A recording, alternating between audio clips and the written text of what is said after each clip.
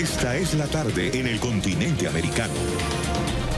Cuando anochece en Europa y amanece en Asia, así cae la tarde en el continente americano y transcurre la noche y el amanecer en el resto del mundo.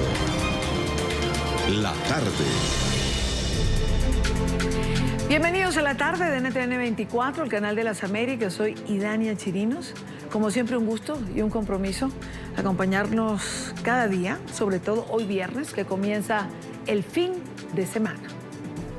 Pude presenciar cómo a la muchacha le quitaron sus dos manos con un machete. La hizo poner las manos en un tronco de un árbol que estaba allí, y primero le cortó una y le dijo que eso era para que no robara más, que ahí no se podía hacer lo malo.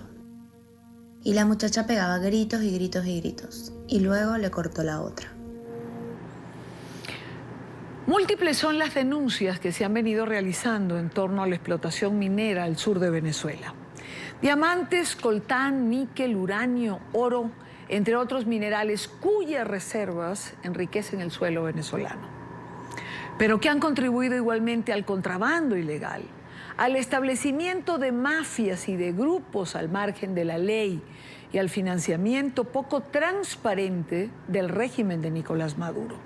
En esta oportunidad es Human Rights Watch quien ha presentado un informe sobre esta situación, sobre las normas que establecen estos grupos delincuenciales, y al que sea capaz de transgredir la norma, pueden simplemente hacerle atrocidades como las que escucharon recientemente. Ampliamos esto. Pude presenciar cómo a la muchacha le quitaron sus dos manos con un machete. La hizo poner las manos en un tronco de un árbol que estaba allí, y primero le cortó una. Amputaciones, desapariciones y muertes por descuartizamiento son algunos de los abusos a los que se ven sometidos los residentes del estado Bolívar por parte de los llamados sindicatos del oro en Venezuela, según la organización Human Rights Watch. Cuando aquellos que están participando en la extracción del oro, entre los que se encuentran niños, mujeres y adultos, no obedecen los códigos de conductas que imponen estos grupos delincuentes, las sanciones son macabras. Incluyen el cortar a las personas con motosierras, amputarles los dedos, las manos, rapar a las mujeres, colocarles un cartel que dice "me van a matar por haber sido una ladrona". Crímenes sistemáticos contra los trabajadores que tendrían como objetivo sembrar el terror entre la población. De acuerdo a una investigación de Transparencia Venezuela, los mineros, así como el resto de las personas que hacen vida en las minas, deben someterse al semáforo de la violencia para castigar a quienes no obedecen. De esta forma, los sindicatos establecen la sanción de una paliza ante la primera infracción. Si se recurre en el delito por segunda vez, se mutila alguna extremidad, y a la tercera falta el castigo es la muerte por descuartizamiento. Jamás habíamos llegado a este tipo de penas o de abusos atroces como los que este informe describe. Son casos extremos, son circunstancias que en general habían desaparecido de América del Sur, pero que regresan con mucha fuerza a esta región. En febrero del año 2016, Nicolás Maduro creó la Zona de Desarrollo Estratégico Nacional Arco Minero del Orinoco, un proyecto que avaló la minería en 111.843 kilómetros cuadrados del estado Bolívar, una superficie que representa el 12% del territorio nacional y con presencia de más de 190 comunidades indígenas. Según la denuncia de Human Rights Watch, las bandas criminales que operan en el arco minero del Orinoco actuarían con la complacencia del gobierno en disputa de Nicolás Maduro, que al mismo tiempo se valdría de la extracción ilegal de oro para atravesar la sequía de ingresos tras la caída de la producción de petróleo y las sanciones internacionales. Es una interacción abierta, conocida por la gente. No son hechos que corresponden a algo ignorado por parte de las autoridades. Al contrario, aquí hay un negocio donde el régimen de Maduro se beneficia directamente. Según Vivancos, cerca del 80% del oro sale del territorio de manera ilegal en operaciones que involucran a funcionarios del gobierno. El contrabando tendría lugar por tierra y por aire hacia países cercanos como Colombia y el Caribe. En una tercera fase, el oro viajaría a países lejanos como Rusia, Turquía o los Emiratos Árabes Unidos. Una sed por el oro que estaría detrás de las muchas muertes violentas en el arco del Orinoco.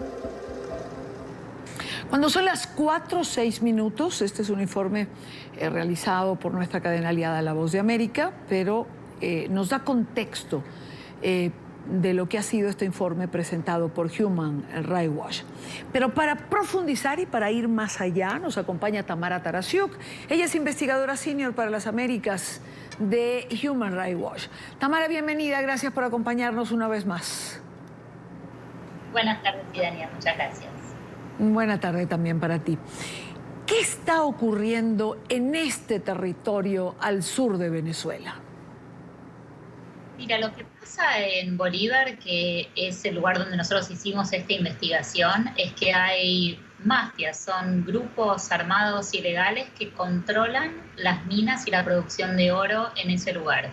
Y las poblaciones que vienen de distintos lugares de Venezuela, porque es allí uno de los pocos lugares donde pueden trabajar, terminan sometidas a un trato brutal por estos grupos que han llegado incluso a cortarle las manos o a matar a personas que no cumplen con sus reglas. Esta es una situación donde no hay Estado de Derecho, son ellos los que controlan qué es lo que pasa en este lugar.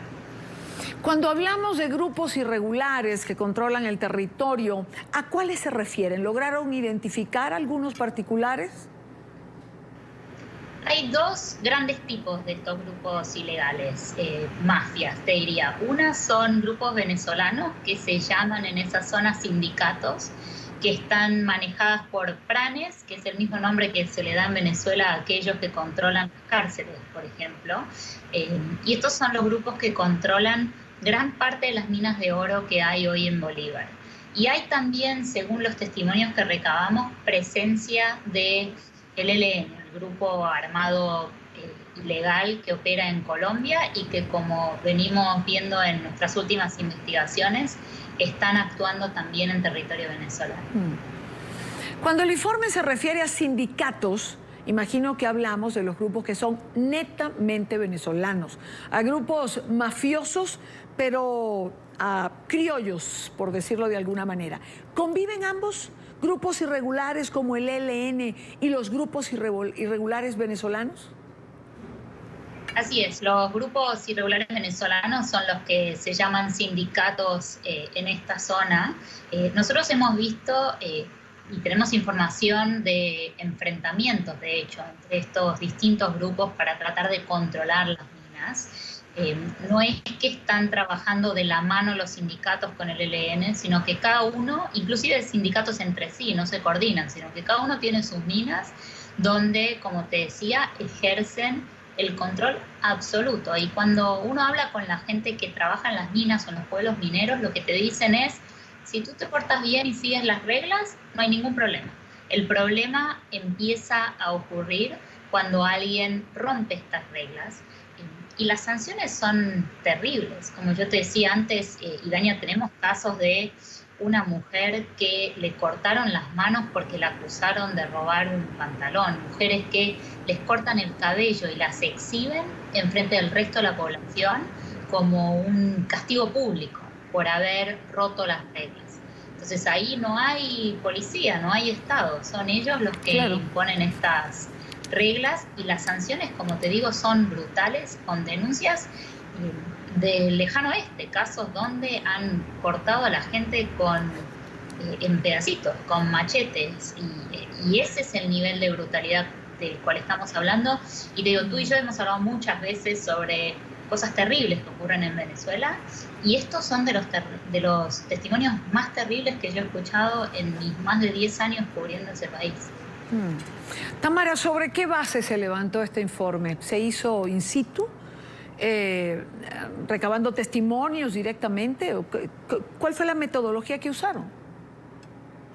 Esta es una investigación que empezó hace varios meses, alrededor de octubre comenzamos a recabar los testimonios, hablamos directamente con gente que trabajó en las minas en los últimos 2 años, gente que vivió o vive en pueblos mineros y periodistas que han cubierto la situación allí.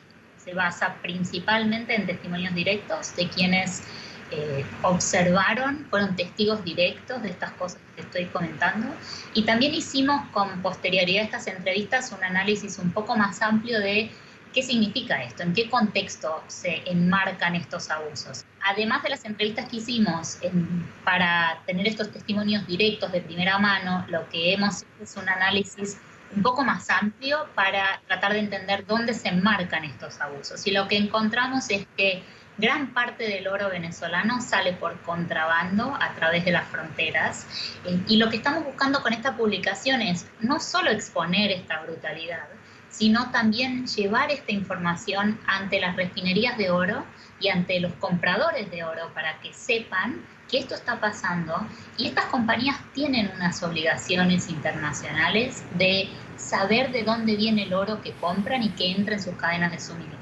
Entonces, lo que queremos con esta publicación, además de exponer los abusos, es asegurarnos que las empresas de oro sepan de dónde viene el oro y se aseguren que no venga de estos lugares donde está manchado con sangre venezolana. Bueno, eso sería lo ideal, Tamara, pero recuerdo una película alguna vez que me impactó mucho, Diamantes de Sangre, que trata justo de todo el problema con los diamantes en África, y finalmente a las empresas les da igual si el oro que compran viene manchado con sangre venezolana o no. Mira, es un buen paralelo y es exactamente la misma lógica que los diamantes en África. La presión internacional está aumentando ante las empresas que venden joyas, oro, diamantes, distintos metales preciosos, porque hay cada vez más y más compradores que están siendo conscientes de qué es lo que están comprando. Si tú vas a las grandes empresas de oro, hay casos que nosotros hemos trabajado en otros metales y otros países, donde las empresas empiezan a reconocer que les genera un costo no saber de dónde vienen los metales preciosos que usan. Entonces, parte del trabajo es ese, es meterle presión a las empresas a través también de los consumidores. Quienes ven este programa, quienes van a las joyerías, tienen que saber de dónde viene el oro que están comprando, y vas a ver que hay muchos lugares donde está certificado que el oro no viene de un lugar donde se hayan cometido abusos. Y esto no es solo de Venezuela. Lo que pasa es que esta discusión no se ha dado con el oro venezolano, y el oro que viene del arco minero del Orinoco en el sur del país, en gran parte está complicado por estas razones. Tamara, el papel de la Fuerza Armada, el ejército venezolano, decías hace un rato, aquí no hay policía, no hay funcionarios. Este es un territorio que se supone custodiado por la Fuerza Armada venezolana. Lo que nosotros vimos en las entrevistas es que hay una constante presencia de la Guardia Nacional Bolivariana, sobre todo para cobrar sobornos. Pasan con frecuencia, se llevan su parte y los dejan trabajar a los sindicatos. O sea, ahí vemos un nivel de complicidad o aquiescencia de las autoridades muy complicado. Recibimos también algunos testimonios que nos indicaron que autoridades del gobierno de Nicolás Maduro tenían presencia en las minas. Entonces, por eso es tan preocupante esto. No es que son solamente unas mafias que hacen lo que quieren y los dejan estar, sino que lo hacen con complicidad y en algunos casos participación de las autoridades. Por último, Tamara, entiendo, después de ver el informe y de escucharte, que el oro tiene prelación sobre otros minerales, es decir, todo gira en torno primordialmente al oro. Lo digo porque, como al comienzo mencioné, pues hay diamante, coltán, uranio.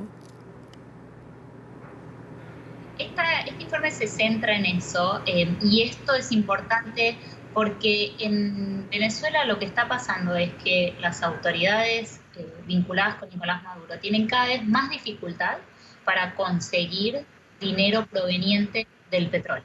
Y esto se debe en parte a las sanciones, en parte a el hecho de que no han invertido en infraestructura por muchísimo tiempo, en parte también al éxodo de ingenieros que han salido del país como todo lo demás. Entonces, esto ha dificultado el ingreso del mundo del petróleo para poder seguir operando y manteniéndose en el poder. Y se giran y van hacia el oro porque es una fuente de ingresos. Y como te decía, como gran parte pasa por el contrabando, es una fuente oscura de ingresos, que no sabemos de cuánto dinero estamos hablando. Por eso para nosotros es importante resaltar esto con relación al oro, y lo que pensamos seguir haciendo es investigando qué pasa con ese oro, por dónde sale, hacia dónde va y en qué empresas terminan, para poder hacer un trabajo más efectivo, limitando el uso de este oro para sostener a las autoridades. Quiero agradecer a Tamara Tarasiuk, investigadora senior para las Américas de Human Rights Watch. Gracias, Tamara, por compartir con nosotros lo que ha sido el trabajo de la organización en relación a lo que está ocurriendo allí al sur de Venezuela. Buena tarde para ti. Gracias a ustedes. Cuando son las 4:17, hora costa este en los Estados Unidos, revisamos otros temas que hacen parte de la agenda informativa del día.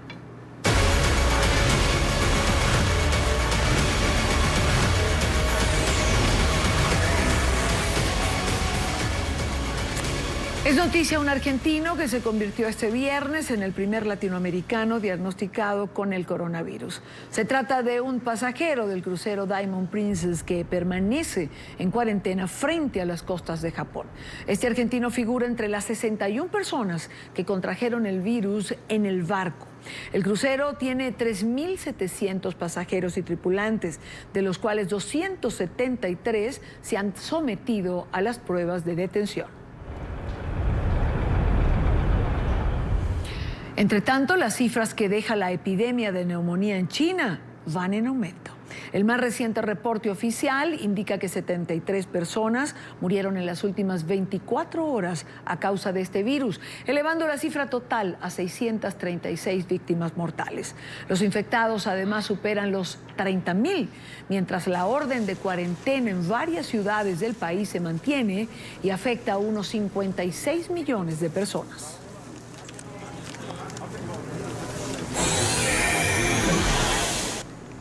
Es noticia la decisión definitiva del presidente de México de rifar el avión presidencial comprado bajo el gobierno de Felipe Calderón. Andrés Manuel López Obrador explicó que cada boleto costará $26 y se van a emitir 6 millones de ellos. Con la rifa, López Obrador cumple con una de sus promesas electorales: recaudar fondos con el valor de la aeronave para comprar equipos que se necesitan en hospitales de zonas de bajos recursos en México. Sus opositores califican la medida como una cortina de humo y algo más de la demagogia que parece usar continuamente Andrés Manuel López Obrador. Se va a rifar el avión, se va a utilizar ese dinero para una causa humanitaria.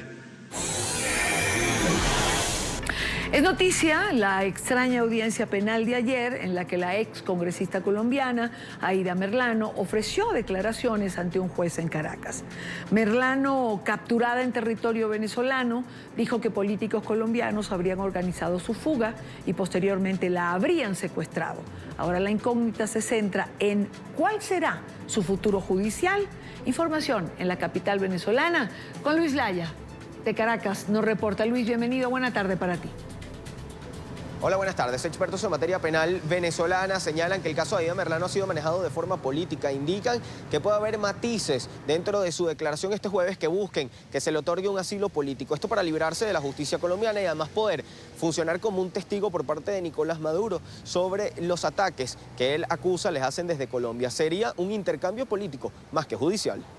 Lo que evidencia es que esto pudiera ser parte de una suerte de circo mediático de naturaleza política. Como un circo para solicitar asilo político a cambio de colaboración en contra del gobierno de Iván Duque, analizan expertos en materia judicial la declaración de Aida Merlano ante un tribunal venezolano la tarde de este jueves. Que haya ocurrido esta situación ayer, que las preguntas de la juez hayan sido dirigidas a si esta persona se siente perseguida o no, y no a nada que tenga que ver con su proceso penal en Venezuela, nos deja, pues, digamos, la sensación sensación de que pudiera estar en el ambiente una posible solicitud de asilo político de esta persona. Sobre el mismo tema, conocedores en materia internacional señalan que las acciones y posturas previas por parte del régimen de Maduro hacia Colombia restan credibilidad a estas acusaciones. No hay credibilidad en el gobierno de Venezuela para que la senadora haya utilizado al gobierno de Venezuela como su defensa. No hay claridad sobre las relaciones con los grupos irregulares colombianos, la presencia de la FARC, del ELN, todo eso es turbio. El profesor Félix Arellano asegura que utilizar como defensa al régimen venezolano es incluso dañino para la propia Aida Merlano. Que ha sido la peor decisión, creo que en toda su vida. No conozco la vida de la senadora, pero creo que esta es una decisión pésima políticamente porque está en manos de un gobierno que manipula, miente y actúa con absoluta discrecionalidad, quizás peligroso también para ella. También señalan que otro elemento que genera desconfianza es la forma en que se realizó la presentación de la excongresista ante un tribunal, en el que extrañamente dejaron ingresar a la prensa, algo que denuncian no es normal, pues en los juicios políticos en Venezuela no se permite el ingreso ni de los familiares del acusado. Ustedes lo han presenciado en otros casos, inclusive de índole político, como evidentemente es este, en donde ni los familiares, ni los medios de comunicación, ni el público en general tienen acceso a las audiencias. En esta etapa del proceso, esas audiencias son reservadas. Cuando ustedes han percibido que una de las detenidas que está en el SEBIN o en el INOF o en cualquier cárcel como Ramo Verde, es llevada a un tribunal con estas garantías, con un autobús lleno de periodistas y que les dan todas estas facilidades. Asimismo señalan que efectivamente el caso de Aida Merlano pudiese ir hacia instancias internacionales como la Comisión Interamericana de Derechos Humanos para que sea evaluado y se determine si tiene razón o no ante las denuncias que hace. Sin embargo, señalan que siendo manejado desde Venezuela da un matiz político y pierde credibilidad. Desde Caracas, Venezuela, para la tarde de NTN 24, Luis Alejandro Laya. Gracias a Luis Alejandro Laya por la información. Y mientras esto sucede en Venezuela, en Colombia, el caso de Aida Merlano tiene un nuevo capítulo y ahora queda en manos de la Cancillería de Colombia. Esta tarde la Corte Suprema de Justicia le ha pedido al gobierno que solicite la extradición. Un acuerdo de 1911 es la clave para este nuevo paso en la novela que parece rodear la política detenida en Venezuela. Florencio Sánchez nos amplía desde Bogotá. Florencio. Buenas tardes. La Corte Suprema acaba de solicitar la extradición de la fugitiva senadora Aida Merlano, quien actualmente se encuentra detenida en Venezuela. Hay que decir que este alto tribunal la había condenado a 15 años de cárcel por los delitos de compra de votos, concierto para delinquir y porte ilegal de armas. Los dos magistrados que firmaron esta solicitud ya la enviaron a la Cancillería colombiana para que se realicen los trámites ante el gobierno venezolano. De otra parte, el fiscal general de la Nación, encargado Fabio Espitia, aseguró que la senadora Aida Merlano, cuando estuvo detenida en una cárcel en Bogotá, había solicitado un principio de oportunidad y un preacuerdo con el fin de delatar a otros actos de corrupción, principalmente de políticos reconocidos en la costa norte colombiana. Sin embargo, aseguró el fiscal que no entregó esa información ni las pruebas para iniciar estas investigaciones. De otra parte, el fiscal Espitia aseguró que las declaraciones que ha dado la senadora Aida Merlano en Venezuela por ahora no tienen validez en Colombia. Lo único que yo puedo decir es que las afirmaciones que eventualmente se hayan dado y que se conozcan a través de medios de comunicación no tienen en principio relevancia alguna para la Fiscalía, salvo que ella aporte medios de convicción suficientes para que se pueda considerar que hay una noticia criminal sólida. Por ahora, la solicitud de extradición pues está en manos de la Cancillería colombiana, pero también tiene que ver con este trámite el Ministerio de Justicia. Esta es la información, NTN 24, Florencio Sánchez desde Bogotá.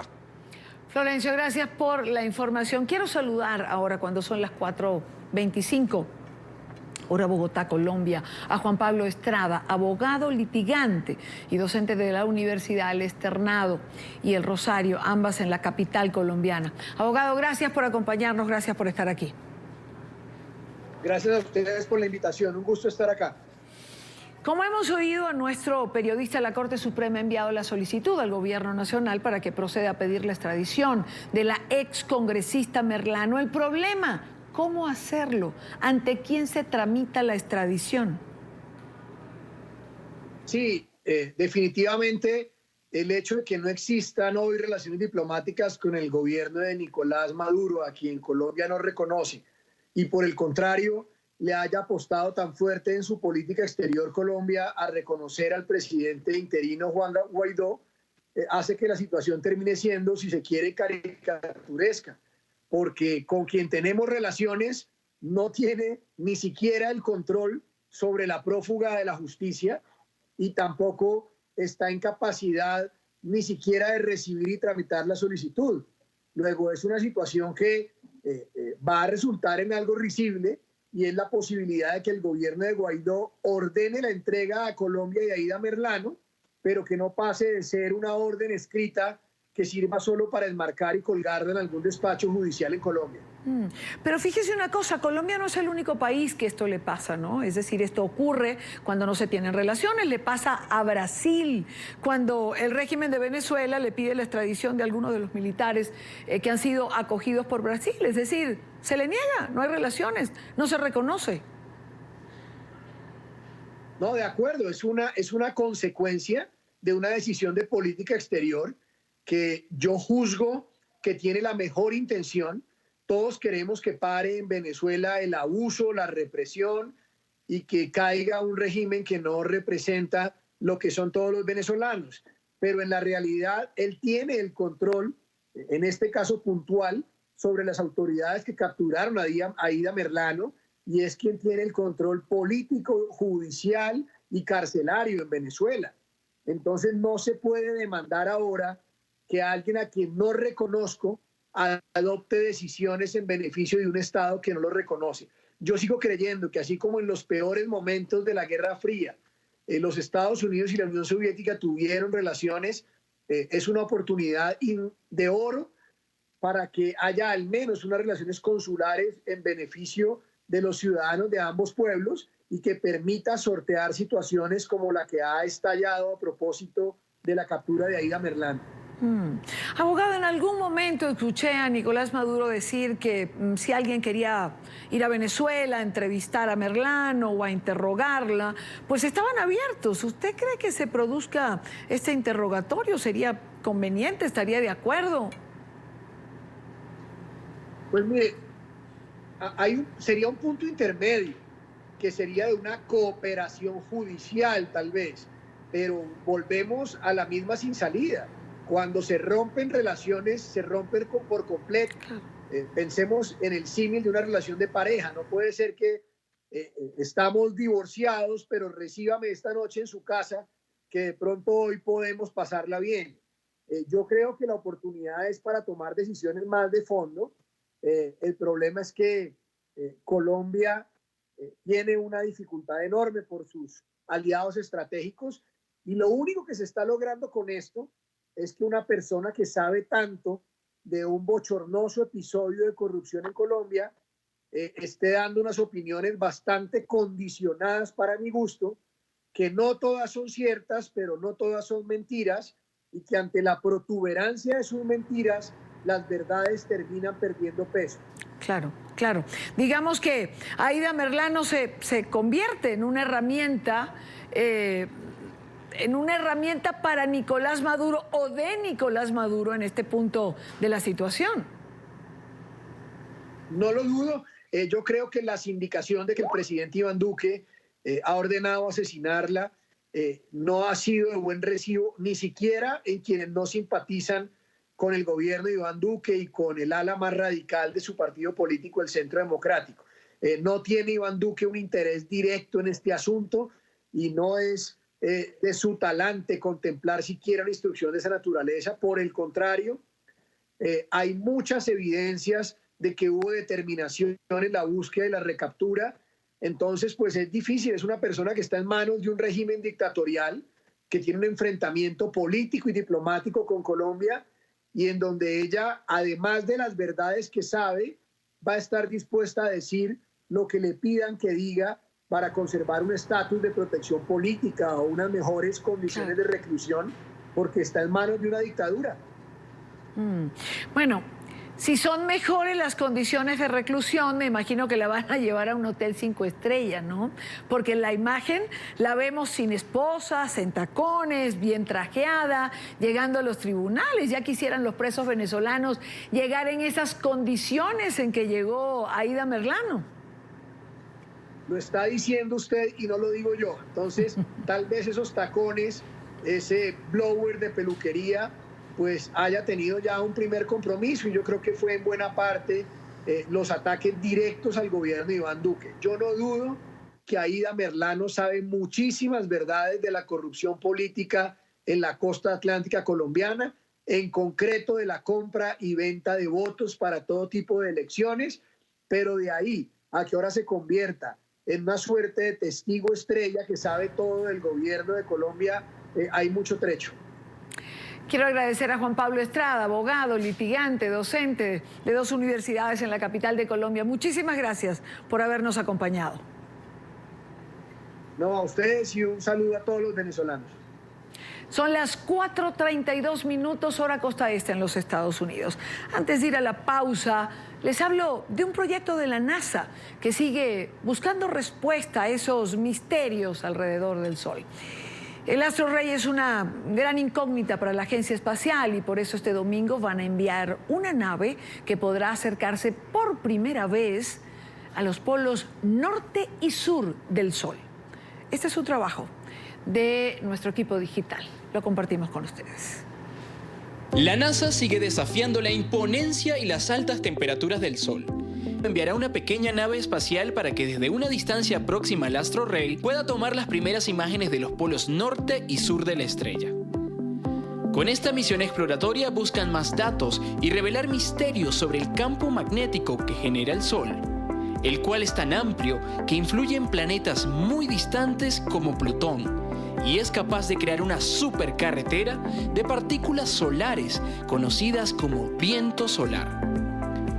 Estas partículas, al chocar con la Tierra, pueden causar tormentas de clima espacial que interfieren con nuestros GPS y con los astronautas en órbita. La nave llamada Solar Orbiter tendrá 7 años de vida útil y su máxima aproximación al astro rey será de más de 41 millones de kilómetros. Para combatir el calor, tiene un escudo térmico de titanio diseñado a medida con un recubrimiento de fosfato de calcio que resiste temperaturas de hasta más de 900 grados Fahrenheit. 13 veces el calentamiento solar que enfrentan las naves espaciales en órbita terrestre. La superficie del Sol se encuentra regularmente a unos 5.800 grados Kelvin de temperatura. Sin embargo, su interior registra 14 millones de grados. De resultar exitosa esta misión exploratoria, la NASA y la Agencia Espacial Europea que participó en este proyecto podrían revelar los misterios del campo magnético solar. Todo lo que se mueve en nuestro sistema solar es producto de esta fuerza. Los científicos están en la búsqueda de una respuesta a esta incógnita. Son las noticias que nos llegan desde la NASA. Primera pausa en la tarde de hoy. Recuerde seguir nuestras cuentas en Twitter, siempre con información en tiempo real. En mi cuenta personal leo sus comentarios. Al volver, un escándalo envuelve a un exfuncionario de la alcaldía de Miami. Fue arrestado en horas de la mañana. Le contamos de quién se trata y por qué. El ministro de la Defensa de Colombia, Carlos Holmes Trujillo, está de viaje oficial en los Estados Unidos. Hoy, su agenda en Washington ha incluido una visita al Pentágono para reunirse con el secretario de Defensa, Mark Esper. El tema central del encuentro, la cooperación en seguridad y defensa de ambos países. NTN 24 en el lugar de la noticia con Vanessa Yaklish. Vanessa. El ministro de Defensa de Colombia era recibido por el secretario Esper a las puertas del Pentágono con honores, con música y a cañonazos. Daban entrada justo al edificio para mantener esa reunión bilateral entre ambos. Tras la reunión los han recibido los medios de comunicación precisamente en esta sala de prensa del Pentágono, y allí han podido resaltar también como mensaje principal la cooperación en defensa y en seguridad entre Estados Unidos y Colombia. Uno de los temas principales sobre la mesa, Venezuela, y la intención por parte de ambos países de seguir apoyando al país para que los venezolanos puedan recuperar la democracia. Hablamos sobre los desafíos que impone Venezuela y nuestro deseo que esto se convierta en una democracia. También nosotros reafirmamos nuestro compromiso para poder atacar el régimen ilegítimo de Maduro que protege a representantes de ELN, Hezbollah y la FARC. El secretario de Defensa de Estados Unidos ha resaltado la buena relación entre su país y el que considera a Colombia como el mejor aliado del hemisferio. Es importante que nos comprometamos a resolver la crisis en Venezuela, donde el régimen de Maduro sigue haciendo sus violaciones de derechos humanos en sus ciudadanos. Esto se exacerba por los grupos de narcotraficantes y las influencias. A trabajar juntos con otras naciones, tratando de lograr una transición pacífica a la democracia. También le agradecemos a Colombia todo lo que ha hecho para ayudar a Venezuela para luchar contra la opresión de Maduro. La agenda del ministro de Defensa de Colombia iniciaba esta semana en Florida y culmina esta tarde aquí en Washington con una comparecencia ante los medios de comunicación desde la Embajada de Colombia en Estados Unidos. Es toda la información que tenemos desde aquí, desde el Pentágono. Les devuelvo la conexión al estudio. Gracias, Vanessa. Gracias por la información. Y luego del traspié y la demora en los resultados en Iowa, el Partido Demócrata pone su atención en las primarias de New Hampshire. Los aspirantes a la nominación presidencial ya adelantan eventos políticos para convencer al electorado. El próximo 11 de febrero se va a llevar a cabo esta elección primaria en este estado del nororiente de los Estados Unidos. Los demócratas buscan que en este proceso no se repitan los errores del pasado lunes. Y es que tras 4 días por fin se conoce el 100% de los resultados del caucus de Iowa. El exalcalde de la ciudad de South Bend, Pete Buttigieg, se impuso en estas primarias por el 26% del apoyo de los delegados. Muy de cerca, con una sola décima de diferencia, le sigue el senador por Vermont, Bernie Sanders, con el 26.5%. Más atrás quedó también la senadora Elizabeth Warren y el ex vicepresidente Joe Biden. Ha sido una semana extraordinaria y estamos absolutamente emocionados con la energía que hemos llegado acá y la validación extraordinaria de esta visión de campaña. Nos acompaña Federico de Jesús, ex portavoz de la campaña presidencial de Barack Obama, presidente de la FDJ Solutions. Señor Jesús, muy buena tarde. Gracias por acompañarnos.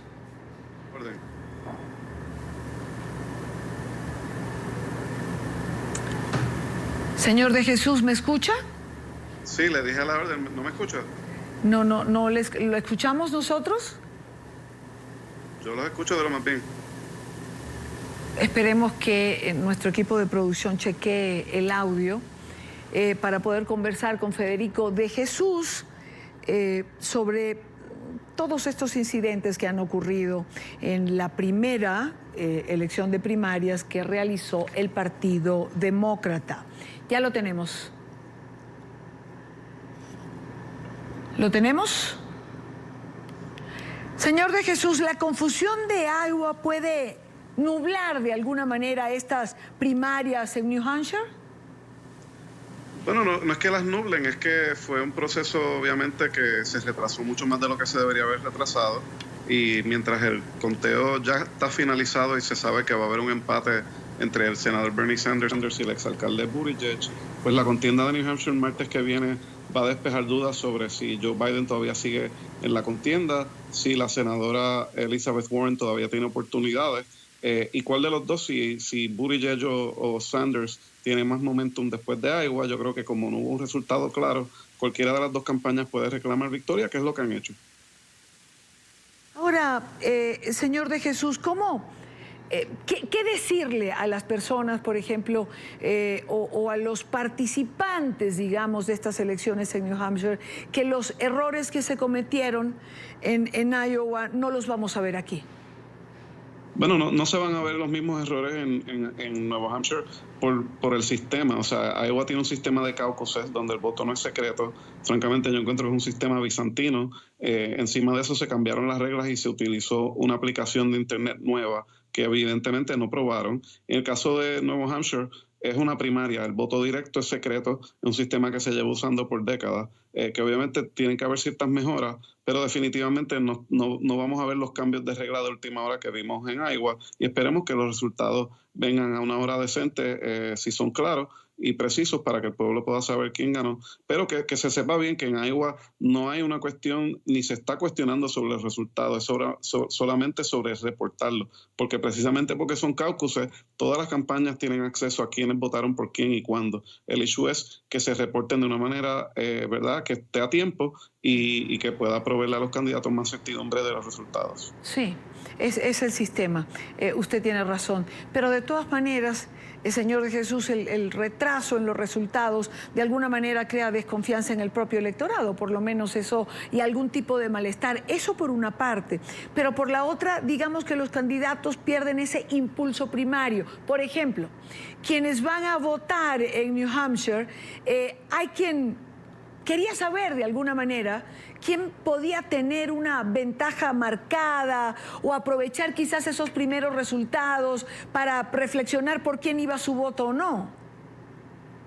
Bueno, de nuevo, yo creo que la lentitud en reportar los resultados no los cambia. El hecho es que Buttigieg y Sanders están en empate virtual y ninguno de los dos iba a reclamar ningún momentum para la campaña. Yo creo que el alcalde Buttigieg tiene quizás la victoria moral porque se esperaba que Sanders ganara ampliamente y al haber un empate, pues la gran sorpresa es el alcalde Buttigieg. Así que en ese sentido, él es el que pudiera reclamar mayor momentum en esta contienda y lo está tratando de hacer en sus visitas en Nuevo Hampshire. Así que veremos el martes un sistema mucho más simple, con un electorado más informado y esperemos que en números más altos que en el 2016.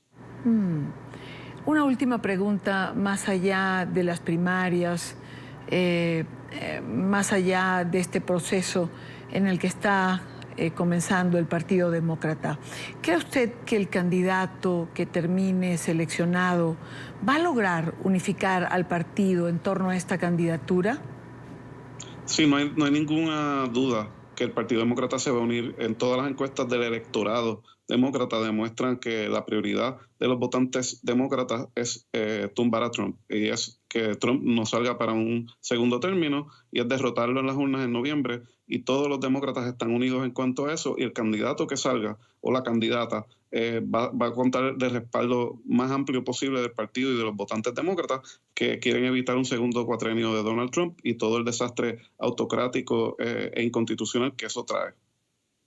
Quiero agradecer a Federico de Jesús, ex portavoz de la campaña presidencial de Barack Obama. Muchísimas gracias por estar con nosotros. Aquí a la orden siempre. Muy buena tarde para usted. Son las 4:51 hora costa este. Escándalo en el entorno de la del alcalde de Miami. Esta mañana fue arrestado el periodista René Pedrosa, ex portavoz del mandatario local, y ahora se enfrenta a una investigación por varios cargos que incluyen pornografía infantil, asalto sexual, promover acto sexual con un menor y transmisión electrónica de contenido nocivo para un menor de edad.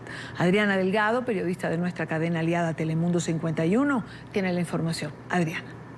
Nosotros nos encontramos en la jefatura de la policía de Miami porque aquí René Pedrosa estuvo durante varias horas esta mañana siendo interrogado por agentes de la policía quienes efectuaron su arresto. Vamos a ver las imágenes y es que él ya fue trasladado en la cárcel TGK del condado Miami-Dade, ya que como saben, Pedrosa es un reconocido periodista del sur de la Florida y llevaba menos de un año trabajando como director de comunicaciones del alcalde de Miami, Francis Suárez.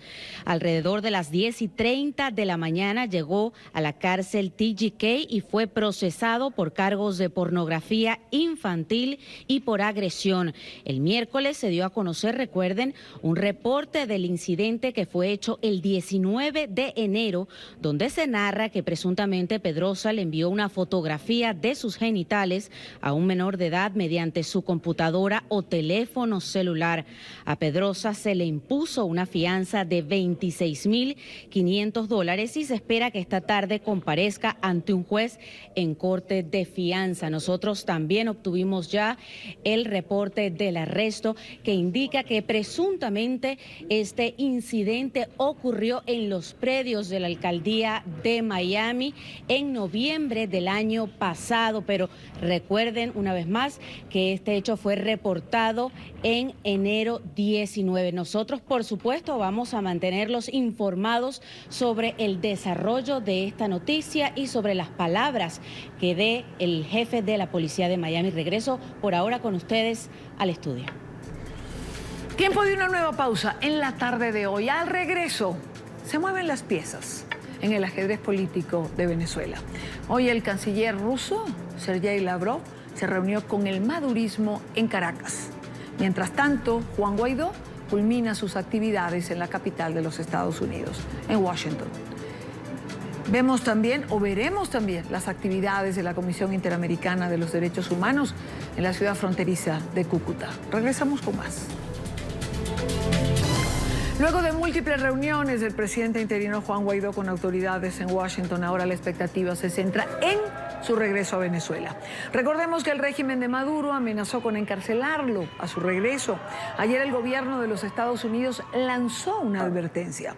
El representante especial del Departamento de Estado para Venezuela, Elliot Abrams, dijo que cualquier acción en su contra se convertiría en un error para el régimen. Can see exactly what's going on in Caracas. That is why... Nos acompaña Fernando Kutz, exdirector senior interino para asuntos del hemisferio occidental en el Consejo de Seguridad Nacional de la Casa Blanca. También ha sido miembro de USAID. Señor Kutz, bienvenido, buena tarde para usted. Muchas gracias a usted. No, gracias a usted. Señor Kutz, ¿cómo interpretamos esta frase de varios representantes del gobierno de los Estados Unidos o de Elliot Abrams en particular? Bueno, yo personalmente no creo que tenemos que nos preocupar mucho. Creo que Maduro es un poco más inteligente de que hacer una acción como esta. Sería una acción muy mal pensada, muy mal reconocida por todos los países del mundo. Yo creo que después de un tour del mundo tan victorioso cuanto el del presidente Guaidó, con líderes del mundo todos encontrando con él, en la Europa, en el Canadá, en Colombia y claro, en los Estados Unidos. No solamente el presidente de los Estados Unidos, pero también los miembros del Congreso, los miembros del país, lo torciendo, asistiendo y dando su apoyo en el State of the Union. Yo creo que Maduro entiende que ir atrás de Guaidó ahora sería una acción con consecuencias, y consecuencias no solamente de los Estados Unidos, pero yo creo que consecuencias mundiales. Y más una vez, no creo que Maduro sea tan mal preparado para hacer una acción de este tipo. Señor Kutz, la gira del presidente Guaidó está concluyendo. ¿Ha tenido contacto directo con el presidente de los Estados Unidos? Con funcionarios del equipo de gobierno. ¿Qué acciones concretas pueden derivarse a partir de aquí? Sí, es una gran pregunta que nosotros vimos muchas palabras eruditas, nosotros vimos mucho reconocimiento del presidente Guaidó y del pueblo de Venezuela y sabemos ahora claramente que todos nosotros en los Estados Unidos estamos juntos del pueblo de Venezuela, estamos juntos del presidente Guaidó, pero la pregunta ahora es concretamente qué podemos hacer para ayudarle. Y esta es una cosa que yo creo que mis ex colegas en la Casa Blanca están ahora mismo intentando pensar y intentando organizar. La verdad es que muchas de nuestras opciones de sanctions y otras cosas que podemos hacer contra Venezuela, nosotros ya hacemos. Sí podemos focar ahora en secondary sanctions, sanciones contra los mercados y los otros países que ainda están se envolviendo con PDVSA y con Maduro. Por ejemplo, Rosneft es una compañía inmensa de petróleo de Rusia que está ainda ayudando a la dictadura de Maduro. Y entonces podemos ir atrás de Rosneft, pero es una nación muy grande, muy complicada. Rosneft es una compañía muy grande, muy importante en todo el mundo. Entonces no es una decisión que nosotros podemos hacer fácilmente, es una decisión que tomemos cuidado y tenemos que pensar bastante. Pero no es una decisión que vas a mudar mucho día a día, yo creo, en Venezuela. Es una decisión que si fuimos atrás de Rosneft y otras compañías iguales a Rosneft, iría a disminuir la cantidad de petróleo siendo vendido por Venezuela, pero no iría a mudar la situación de Maduro día a día. Entonces es importante que la presión venga económica, pero también tiene una presión diplomática de todo el mundo y, claro, más importante de todo, una presión doméstica dentro de Venezuela. Con Juan Guaidó ahora volviendo a Venezuela, es importante que el pueblo de Venezuela esté pronto para recibirlo y para mostrar para el mundo que después de una victoriosa viaje de 2 semanas, el pueblo de Venezuela también estás ainda con Juan Guaidó y estás listo a ir para las calles y demostrar contra Maduro. Ahora, el asesor de seguridad, Mauricio Claver, ha dicho que habría incremento escalado de acciones en los puntos vulnerables del régimen, que quizás la gente puede pensar que es más de lo mismo, pero que realmente se van a sorprender. ¿Cuál cree usted que son los puntos vulnerables? ¿La economía, el petróleo, como lo acaba de señalar? Yo creo que sí, yo creo que si yo estuviese en la Casa Blanca en el momento, yo estaría pensando en cuáles son las maneras en cual el régimen continúa sobreviviendo, de dónde aparece el dinero del régimen. Nosotros sabemos que ainda están produciendo más o menos 1.1 millones de barriles de petróleo por día. Y esto es primariamente culpa de la Rusia, de Rosneft, pero también tienen algunas otras compañías de India y de los Estados Unidos que ainda están activas lá, pero primariamente es Rusia. Entonces, esto es una fuente importante de ainda ir atrás y de disminuir. Pero también tiene otras fuentes, fuentes que no son necesariamente oficiales, pero fuentes importantes también.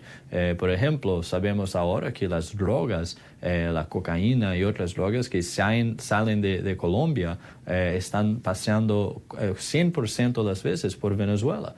Venezuela viró un narcoestado, un estado muy importante para el narcotránsito, para el narcotráfico, y nosotros tenemos que luchar contra esto, no solamente para el pueblo de Venezuela, pero también para el pueblo de los Estados Unidos, que está recibiendo todas las drogas.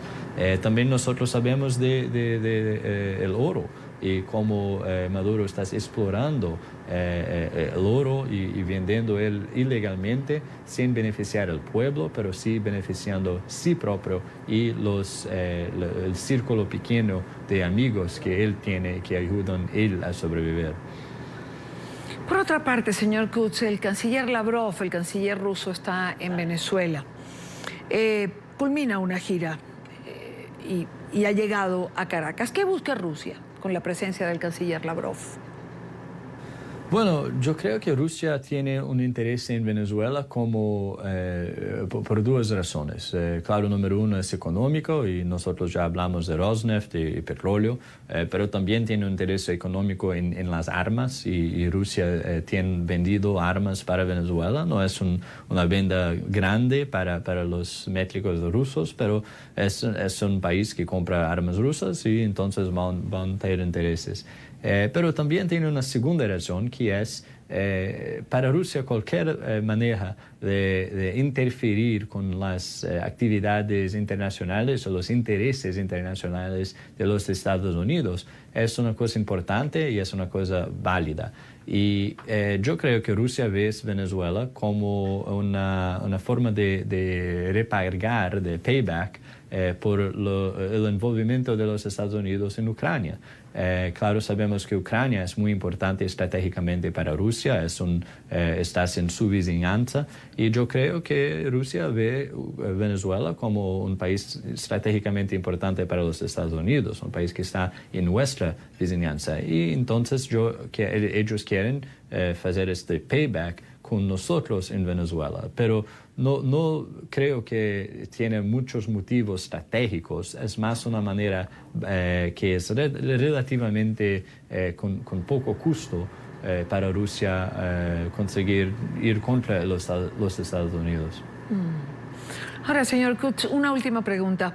¿Posibilidades, como ha dicho James Tory, que es el designado para los asuntos de Venezuela, de que el país sea considerado como un país terrorista por las acciones de la FAES, este grupo especial que, entre otras cosas, fue señalado en el propio informe de Michelle Bachelet, por ejemplo, de ser responsable de más de 5.000 asesinatos?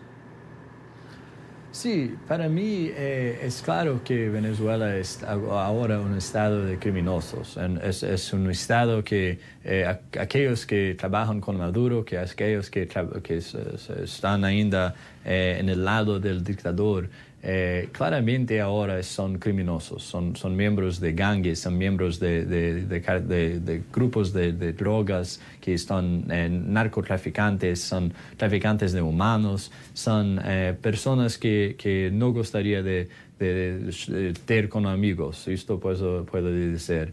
Y no me sorprende ni un poquito que algunos de ellos están trabajando con y apoyando y son participantes de terrorismo. Cuando nosotros vimos estados en cual no tenemos un estado fuerte, no tenemos un estado justo, un estado que está consiguiendo imponer orden y justicia dentro de su territorio, nosotros muchas veces vimos estos estados virando territorios primarios para terrorismo. En estos estados es que los terroristas están prontos y están queriendo entrar y aprovechar del espacio abierto para poder agir. Entonces yo creo que sí, yo creo que los narcotraficantes y los miembros de estas organizaciones que están ainda apoyando al dictador Maduro son claramente también apoyadores de terrorismo dentro de Venezuela y en vuelta del mundo. Quiero darle las gracias a Fernando Kutz, exdirector senior interino para asuntos del hemisferio occidental en el Consejo de Seguridad Nacional de la Casa Blanca. Muchísimas gracias, señor Kutz, por acompañarnos. Muchas gracias a usted. A usted por haber estado aquí. Muy buena tarde. Y a propósito del tema ruso, a propósito de la presencia del canciller Lavrov, como acabo de preguntarle al señor Kutz, luego de su gira por Cuba y México, ha llegado a Venezuela. Hoy fue recibido en la Casa Amarilla, sede del Ministerio de Relaciones Exteriores, por el madurista Jorge Arreaza. Distintos sectores se concentraron frente a la embajada en Caracas para rechazar la visita de este alto funcionario. NTN 24 estuvo en el lugar de la noticia con Luis Gonzalo Pérez. Luis, buena tarde. Y Dania, saludos amigos televidentes. Ante la llegada del canciller ruso Sergei Lavrov, quien fue recibido por el canciller de Nicolás Maduro, Jorge Arreaza, distintos sectores se apostaron a las afueras de la embajada de Rusia para alzar sus voces ante esta nueva injerencia. Ellos critican que en vez de recibir a la Comisión Interamericana de los Derechos Humanos, se reciben a este alto funcionario. Que mientras ellos entran a Venezuela como soporte financiero de una dictadura y mientras ellos ingresan a Venezuela para seguir haciendo convenios y contratos con el régimen, mientras sigan avalando la cantidad de armamentos que han comprado, a una Comisión Interamericana de Derechos Humanos no se le permite el ingreso a Venezuela. Ahí vemos cuáles son los intereses en este momento de la dictadura. Pero los invitamos a Sergei Lavrov, que en vez de ir a dialogar con el dictador Maduro, que venga y dialogue con la gente de los sectores populares, que dialogue con los vecinos de Antímano, que dialogue con los vecinos de San Pedro, que mientras que Lavrov y Arreaza están cenando hoy con comida de alta clase, vemos a los trabajadores de la Cancillería que tienen salarios de hambre. El venezolano considera que es humillado diariamente por la dictadura. No hay respuesta a la falla de los servicios públicos y cada día que pasa mueren más personas por falta de insumos médicos. Por ende, rechazan los lazos con Rusia, China y Cuba. No ha habido un beneficio para el pueblo. Todo lo que traen es armas para reprimir al pueblo. Los únicos beneficiados con las cosas con las negociaciones con los rusos han sido los corruptos, que le cobren la deuda a los corruptos que se beneficiaron con esas deudas. El venezolano ha hecho una cruzada incansable por sobrevivir en el país y exigen la renuncia de Nicolás Maduro para poder realizar elecciones bajo lupa internacional y recuperar el hilo constitucional. ¡Fuera! Le aconsejamos para que le diga a Maduro que renuncie y permita elecciones libres y democráticas en Venezuela, con un CNE justo, imparcial y equilibrado. ¡Fuera el imperio ruso de Venezuela! Este grupo de manifestantes invitan al resto de la población venezolana a sumarse al rechazo de la llegada del canciller ruso. Donde debería llegar es la Comisión Interamericana de los Derechos Humanos para constatar la violación de los derechos humanos en los principales hospitales del país y cárceles venezolanas. Quien les reportó desde la ciudad de Caracas para NTN 24.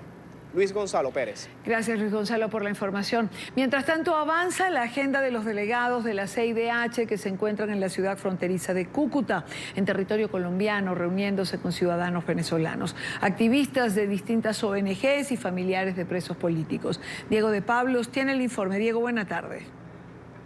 Hola, buenas tardes. Los saludo desde el centro de Cúcuta. Hoy es el segundo día de sesiones del Comité Interamericano de Derechos Humanos y están aquí en un hotel de esta ciudad reunidos hoy con estudiantes venezolanos, estudiantes de diferentes universidades públicas y privadas del vecino país que han venido a denunciar cómo se ha politizado la educación en el vecino país y también cómo se han presentado algunas violaciones de derechos humanos dentro de estas alma mater. También han dicho los encargados de este Comité Interamericano de Derechos Humanos que han recibido hoy denuncias y que a las 5 de la tarde se van a reunir con familiares exclusivamente de los presos políticos. Ellos van a escuchar directamente de los familiares de estas víctimas todas las denuncias sobre los casos de estas personas que aún están detenidas y algunas han fallecido durante este régimen que se presenta en el vecino país. Escuchemos algunas declaraciones de los encargados del comité y también de algunas personas que han venido a denunciar y han aprovechado la visita en esta zona de frontera. Bueno, recoger los testimonios como una verificación de la verdad, de los hechos, de la verdad de lo que está viviendo el pueblo de Venezuela y que con la esperanza de que haya una respuesta. La respuesta no va a ser una respuesta interna hoy en lo que hay. No, quizás no va a ser tan rápido como se espera. Pero tiene que darse alguna situación de salida. Y lo que yo, desde todo lo que he podido recoger hoy, esto es una crisis humanitaria que vive Venezuela, pero que hoy todo el continente americano tiene que estar consciente de lo que eso significa. Muchas gracias. Ha confirmado la presidenta de la delegación, la doctora Esmeralda Arazamena, que en muy pocos días estaría saliendo ya oficialmente el comunicado sobre el balance oficial que han tenido con estas entrevistas y estas denuncias que han realizado víctimas de los derechos humanos en el vecino país. Esa es toda la información que tenemos por el momento desde la capital del norte de Santander. Continúen ustedes en nuestro Centro Internacional de Noticias. Muy buenas tardes. Gracias a Diego de Pablo por la información. Más denuncias de tortura en Venezuela. Familiares del defensor de derechos humanos, locutor, chef, Alonso Mora Alfonso, detenido hace más de un año. Dicen que al joven lo han agredido físicamente por más de 6 meses. Las torturas sufridas por Alonso están documentadas ante la Corte Penal Internacional. Heredina Alfonso precisamente ha llevado su denuncia ante los delegados de la Comisión Interamericana de los Derechos Humanos en Cúcuta. Y no es que nosotros queremos aprender. En esta oportunidad nos acompaña Heredina Alfonso, madre de este preso, Alonso Mora Alfonso. Señora Heredina, buena tarde. Muchísimas gracias por acompañarnos en NTN 24.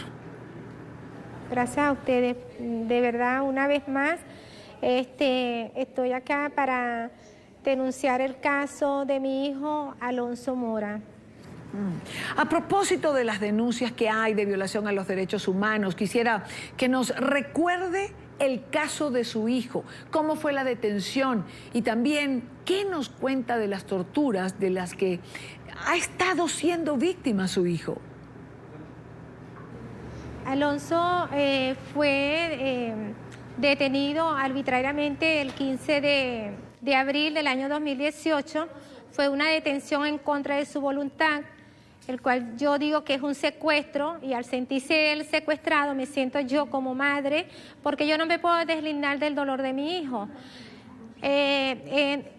Varias veces hemos hecho las denuncias de la situación de mi hijo, de la violación que ha tenido de los derechos humanos. Él es un defensor de los derechos humanos, de los derechos animales. Él es chef y también trabaja en el área de la narración.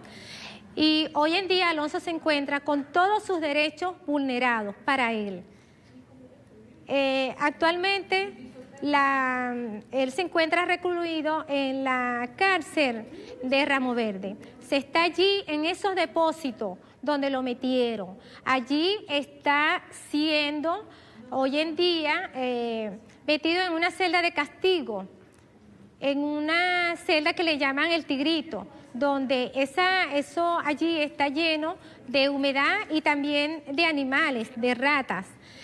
Alonso tiene una situación de infección, que le brotan nódulos en el cuerpo y ellos no tienen tiempo ni hora para salirle. Cuando esto le brota, Alonso se le infestan, los dolores son indescriptibles, fiebre que pasa hasta 3 y 4 semanas tendido en cama, pero él no se puede atender, a pesar de que él trabaja a lo interno de Ramo Verde, haciendo el trabajo de enfermería y también de paramédico, pero cuando él se encuentra en esta crisis, Alonso mismo no se puede atender.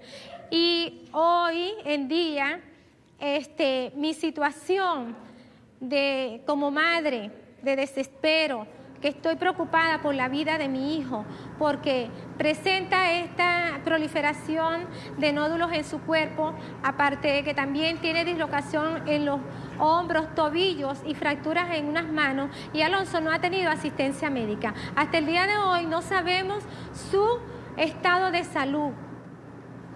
¿De qué acusan a su hijo? Mira, Alonso, como te digo, es un muchacho que trabajaba en defensor de los derechos humanos, defensor de los animales, y él trabajaba en esa área, se defendía en esa área. Allí conoció, en esos enlaces, conoció a Oscar Pérez, y hoy en día a él lo involucran, lo relacionan con Oscar Pérez. Por eso es que le dicen el mal llamado Gedeón en su fase 2, porque mi hijo no es un número, mi hijo es un padre de familia, mi hijo, es esposo, es hermano, tiene una hermana menor que lo espera en su casa, que todos los días pregunta por él, ¿cuándo viene mi hermano a su casa? ¿Ah? Y entonces, ¿cómo es que mi hijo, estando en una cárcel, ya está preso? ¿Por qué me lo siguen torturando, metiéndolo en una celda de castigo? Eso se llama tortura, señores, aunque ustedes no lo quieran ver, ciudadanos del régimen del Estado venezolano. Eso se llama tortura, porque cuando ustedes tienen una persona presa y lo meten en una celda de castigo, esa persona está más arreciada en su parte, en su cruce de torturas físicas y psicológicas. Y en este caso, nosotros como familia también vivimos esos momentos, porque yo me siento secuestrada igual que mi hijo. Pero, a ver, señora Heredina, ¿su hijo tenía alguna relación con Oscar Pérez? Relación así de que lo conocía. Nosotros todos conocimos a Oscar Pérez, todos conocimos su mensaje, todos escuchamos el mensaje, más no todos le creímos a Oscar Pérez. y el solo hecho de tener una amistad porque tenemos que estar presos. ¿Por qué? ¿Cuál es el...? O sea, eso no es ningún delito. Por eso estoy acá, soy la voz de mi hijo, ya que mi hijo no tiene voz de dónde está, yo hoy estoy diciendo la verdad y no tengo miedo al decirla, porque es importante decirle a los organismos internacionales, a esos organismos universales, que los presos políticos, en este caso Alonso, está siendo torturado psicológicamente. Cada día las torturas se acrecientan más porque estar allí metido en un depósito donde llegue solamente el ser amado que es su madre, su mano derecha, y que le quiten también esos días de visita, eso se ve, eso para nosotros es doloroso, como madre es doloroso. Y claro, decir la verdad, yo sé que no es fácil decir la verdad, pero tenemos que decir la verdad, no podemos callarnos. No podemos callarnos ante los organismos internacionales, ante esos organismos universales, porque son ellos los que tienen que velar por la situación que está pasando en nuestro país. Señora Heredina, usted se ha trasladado a la ciudad de Cúcuta, en Colombia, y ha tenido la oportunidad de declarar, contar la historia de su hijo a los integrantes de la Comisión Interamericana de Derechos Humanos que está allí. ¿Qué le han dicho?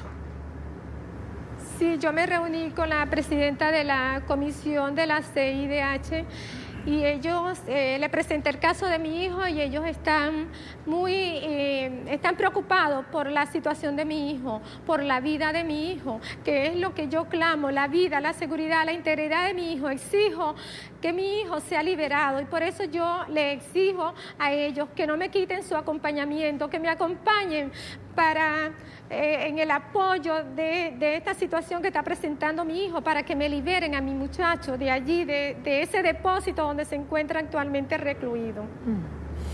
Ellos le han hablado, han documentado el caso, ¿pedirán alguna medida en favor de su hijo? Sí, ellos tienen, ellos tienen la documentación, desde un principio tienen la documentación de mi hijo, ellos han hecho seguimiento del caso de mi hijo, sí, y nuevamente están preocupados porque no se esperaban que Alonso estuviera en una celda de castigo. ¿Qué le dice usted a los funcionarios del régimen, a quienes son los carceleros de su hijo? Como madre, además, que está preocupada por la integridad de él.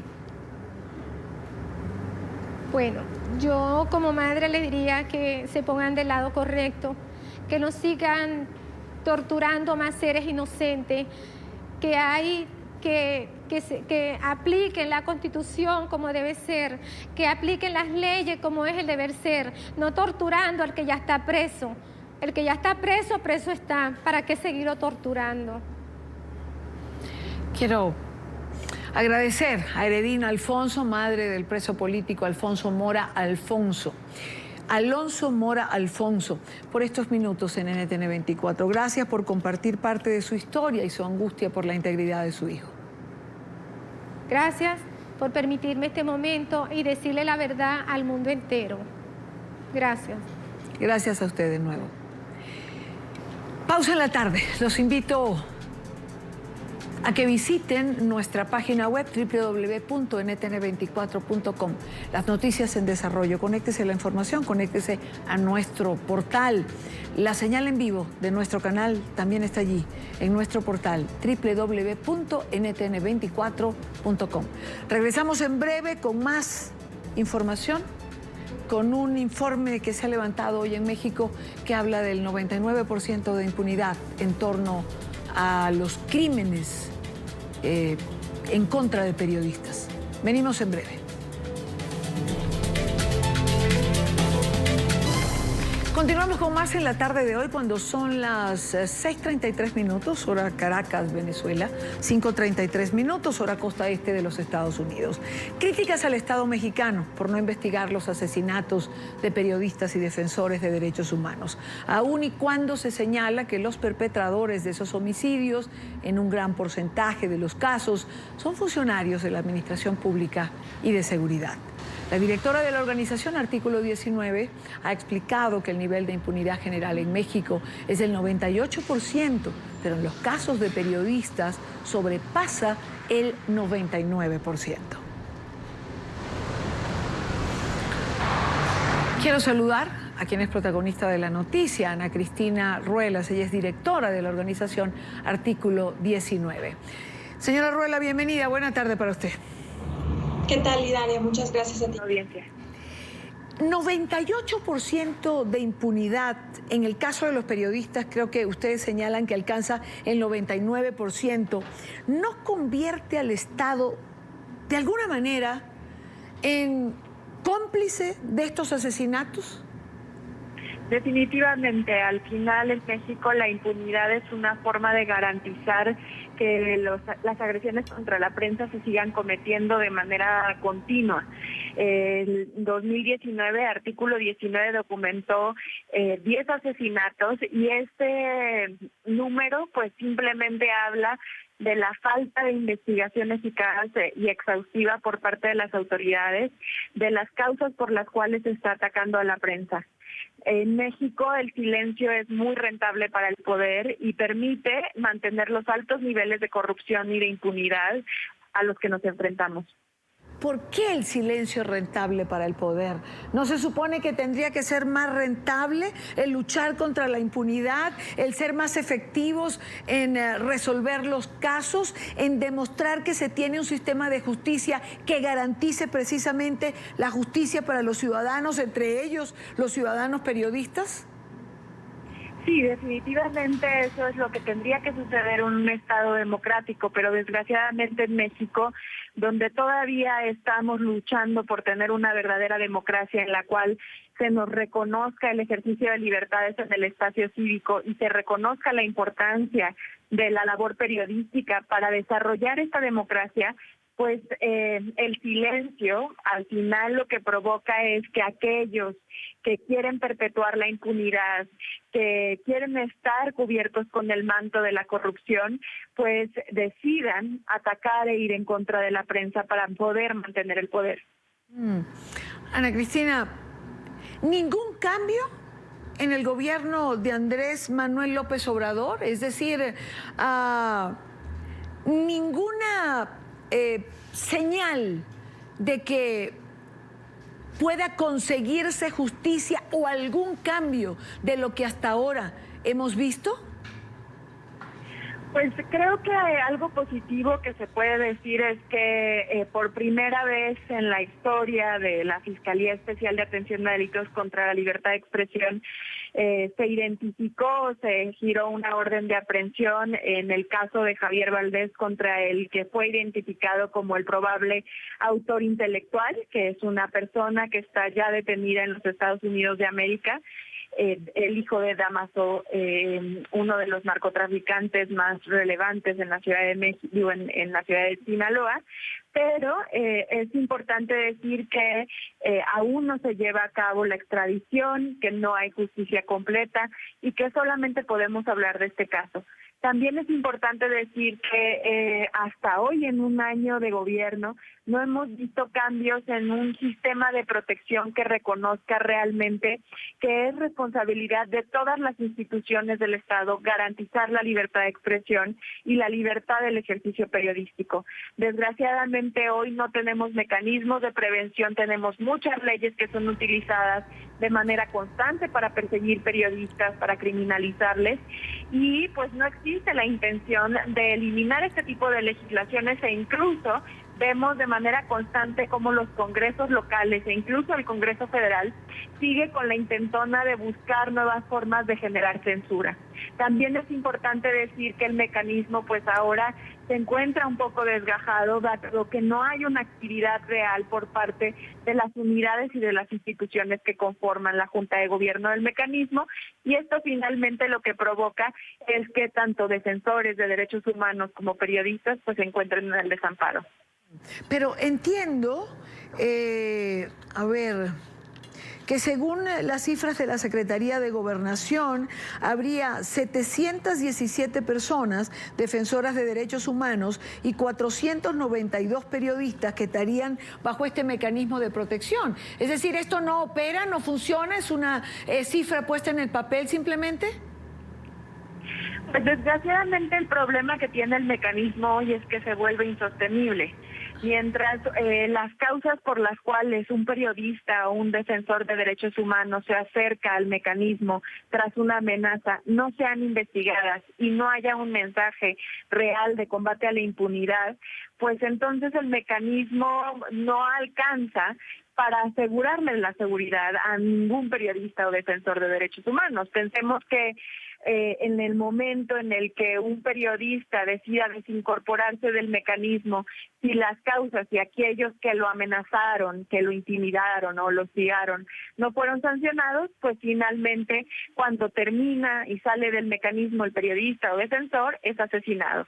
Esto es algo que ya hemos visto en diversos casos recientes del mecanismo de protección, y pues esto es precisamente el problema, que no existe hasta hoy mecanismos preventivos que reconozcan que combatir la impunidad es algo muy importante para justo enviar un mensaje o un incentivo negativo para los perpetradores que tenga que ver con consecuencias y sanciones por atacar a la prensa.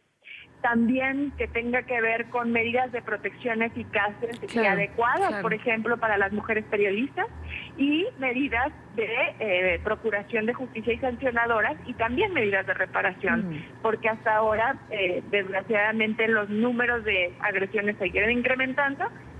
Tenemos muchísimos periodistas agredidos, pero el Estado no está haciendo nada para que esto deje de suceder. ¿Por qué el periodista sigue estando, señora Ruelas, en el centro de estos ataques? ¿Por qué México tiene esas cifras, ese récord tan lamentable, tan rojo en pérdida de vidas, en asesinato de periodistas? Bueno, aquí hay que tomar en cuenta dos cosas. En principio, decir que México es uno de los países más corruptos de América y es uno de los más impunes del mundo. Y al final, la mayoría de las agresiones, de estas más de 600 agresiones que Artículo 19 documenta al año, la mayoría vienen de agentes del Estado. Esto significa que el Estado tendría que investigarse a sí mismo y sancionarse.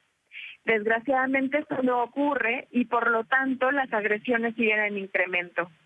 Hoy lo que vemos en México es que lo que busca el Estado y lo que buscan los perpetradores de las agresiones contra la prensa es precisamente enviar un mensaje de silencio, no solamente para la sociedad, sino para los colegas que buscan investigar hechos similares.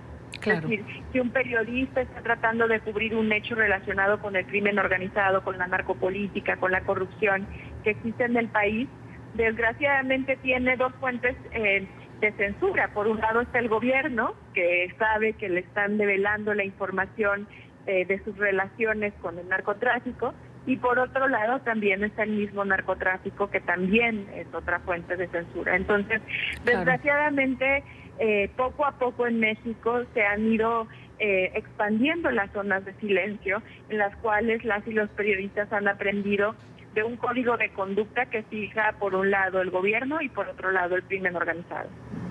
Lamentablemente esa es la realidad. Ana Cristina Ruelas, directora de la organización Artículo 19. Gracias por acompañarnos. Buena tarde. Muchísimas gracias a ti. Un abrazo. 5:42 minutos. Rápidamente hacemos la última pausa en el programa. Regresamos con noticias sobre el Oscar, que ya se entrega este domingo. Ya venimos. Y ya para cerrar, los estadounidenses comienzan a prepararse para una de las fechas más conmemorativas en el país, el Día de San Valentín.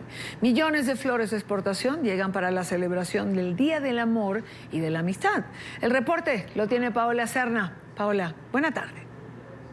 Hola, ¿qué tal? Buenas tardes. Pues déjenme decirles que las personas que están detrás mío son unas personas muy valientes para trabajar en esta temperatura. Miren cómo estamos. Yo estoy totalmente cubierta, estamos a 0 grados en este momento dentro de una de las plantas que reciben las flores, las rosas procedentes de América Latina y que serán distribuidas el próximo viernes, día de San Valentín. Hay una gran expectativa por el volumen de ventas de flores durante este año. Se calcula que alrededor de 2.300 millones de flores y rosas serán comprados por los estadounidenses para celebrar el Día de San Valentín. Es la época más importante de venta de rosas aquí en los Estados Unidos y por supuesto esto beneficia a las economías de los países de América Latina. Hablamos un poco para entender cómo es el proceso y cómo deben cuidarse las rosas para asegurar que tengan toda la calidad necesaria para ser entregadas el Día de San Valentín.